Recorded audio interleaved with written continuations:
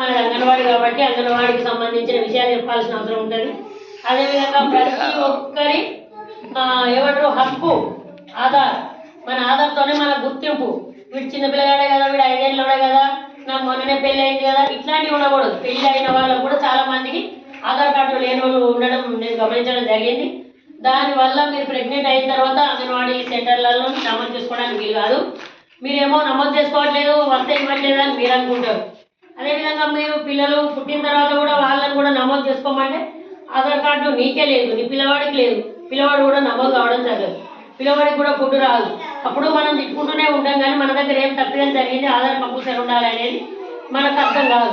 కాబట్టి ప్రతి ఒక్కరి హక్కు ఆధార్ అమ్మ, మెయిన్గా ఆధార్ తీసుకోండి. అదేవిధంగా మన అంగన్వాడీలో గర్భిణీ దశ నుంచి, గర్భిణీ దశ అంటే కనీసం 18 సంవత్సరాల నుండి అమ్మాయికి పెళ్లి చేయాలి. 20-21 సంవత్సరానికి ఆమె గర్భం జరిగేటట్టు చూసుకోవాలి. ఆమె హెల్తీగా ఉంటుంది ఆ ఏజ్లో. తర్వాత డెలివరీ అయిన తర్వాత గంటలో 3 రూపాయలు పట్టించాల్సిన అవసరం ఉంటుంది.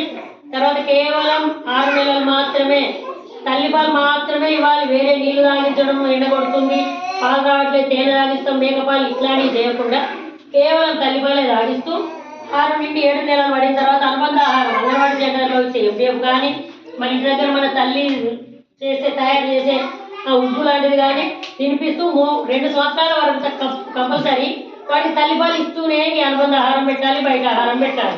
మనం చేంకాడికి పోయినా కూడా టైం ప్రకారం వాడికి పాలు ఇస్తూనే ఉండాలి. అదేవిధంగా మళ్ళీ